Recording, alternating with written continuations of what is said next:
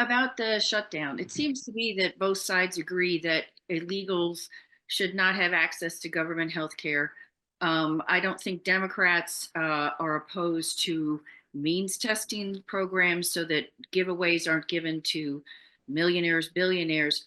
I guess more Brian, but either one of you, why isn't the Democratic Party, and this is what's so frustrating, they just do not seem like they have a plan and about anything.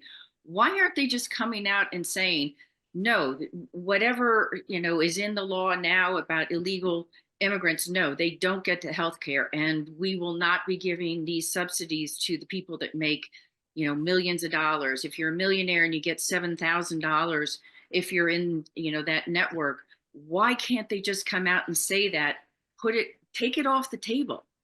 Well, Sue, back to that, back to Schumer's comment.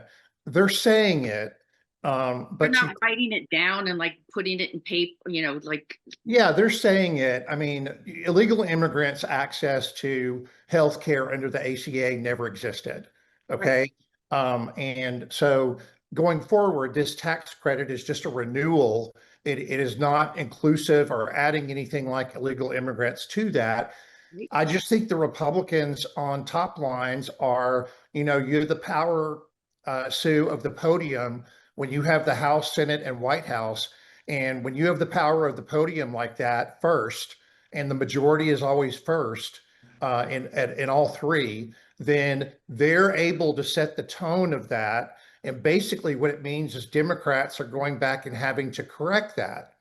Well, we know that the first statement, and Jeff knows this very well from campaign politics, the first statement made is the one that actually goes the longest way.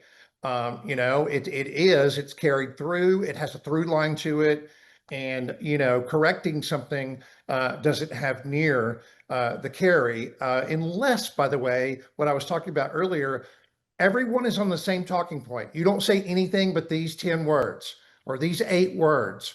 They don't need to, there doesn't need to be a paragraph about it. There doesn't need to be an hour-long sermon about it. It's 8 words, and that's all it is. And I think that's what I said. I agree with you, Sue, that I think that's what's wrong with the Democratic Party is, we're wanting to talk about, instead of the plate that's on the table, we're talking about the glass that's on the table, the flowers that are on the table, the pot that's on the table. We're talking about everything, right? Instead of the very point that we need to get across, which is that, illegal immigrants do not have access to the ACA, and they never have, but this tax credit is for that. I think Senator Barrasso, I think, made a little bit of progress today when he actually said his comment was that let's do a clean CR. I'm going to be talking to Democrats about this. I'm going to be talking to them and trying to reassure them that we will come back to that. And I think Democrats are going to have to get comfortable that that's actually going to happen.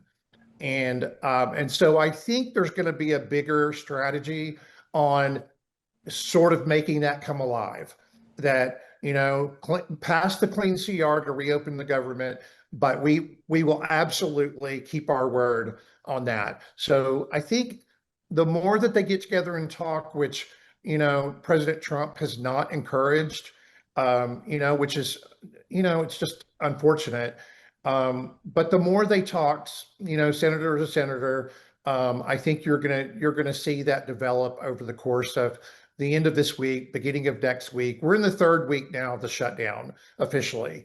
So I think as you go into the weekend, since the Senate is back, you're going to have more conversations. And a lot of these folks, Republicans and Democrats, they are not alienated from each other. There are some that are very close friends. I think there's got to be a little bit of assurance that they'll keep their word, and we're going to come back to it. Jeff. Yeah, peace, love, and understanding. I'm going to stick with it. And yeah. Brian is a worthy guy to talk with.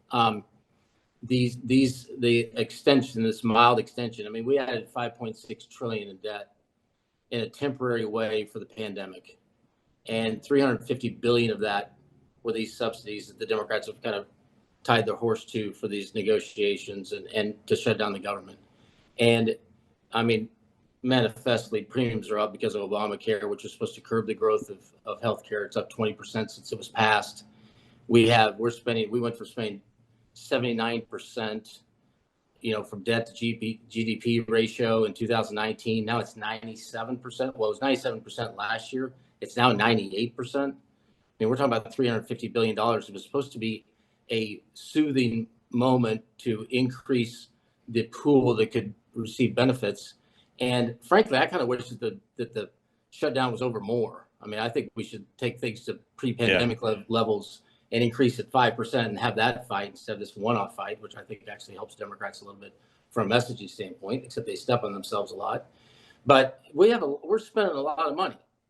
And this was a temporary program to increase the eligibility, family of four up to $104,000 a year, and restricted some of those, or relieved some of those conditions to apply. And I don't know why it's a big deal to go back to that. Obviously, it impacts a lot of people. 2.7 million people have chosen to do this in Texas, as an example. So it's obviously going to impact real people. But we have a spending issue that, by any measurement, is completely out of control. And it's a fight worth having, in my opinion. I wish it was a bigger fight to take us back to the pre-pandemic days. It was only temporary. It was only for the pandemic.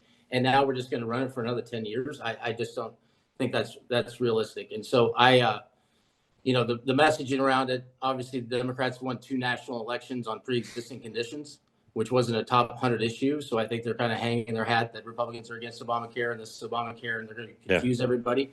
But I don't believe that's what it's really about. I believe it's the growth of government that just never retrenches back to its original level. And we continue to do it and continue to do it, get people stuck on it, and then you can't take it away. And that's what we see time and time again. And that's what this is. It's the basis of all this. Yeah, and there are plenty of conservatives in the party who agree with Jeff, and for some reason, the Republicans in the Senate, for the most part, don't seem ready to take on that fight. First, a word from one of our sponsors tonight, and it's a sponsor our friends at Cozy Earth are offering you 20% off all your purchase. If you go to cozyearth.com, use the code TWOWAY, the promo code TWOWAY. That's on the bamboo sheets. It's on the bubble cuddle blanket, which I bet Jeff Rowe loves. That's just my intuition. Jeff Rowe has a bubble cuddle blanket. And of course, the pants. All 20% off. You go to twoway.com, put in the promo code TWOWAY. Pants, joggers, shirts, everything. The bedding has, as you know, a 10-year, 100-day money-back guarantee, 10-year warranty. All available to you now. Viscose, made from bamboo. Keeps you cold when you need to be cooler, like in the summer, but also magically, like a thermos, somehow it knows, keeps you nice and warm in the winter. It transitioned here just today from very hot to somewhat cooler, and I'm still wearing the same pants, and you can wear them anywhere. Again, if you want to be part of the Cozy Earth family here, because home isn't just where you live, it's how you feel, go to cozyearth.com, promo code TWOWAY. They say that something that's easy is like a walk in the park. Well, easier than a walk in the park, hit the subscribe button, be part of the Two-Way community, never miss an episode, be part of our conversations. Thank you for your service to America. And don't forget, you can now listen to the morning meeting and Two-Way tonight on Apple, Spotify, or wherever you get your podcasts.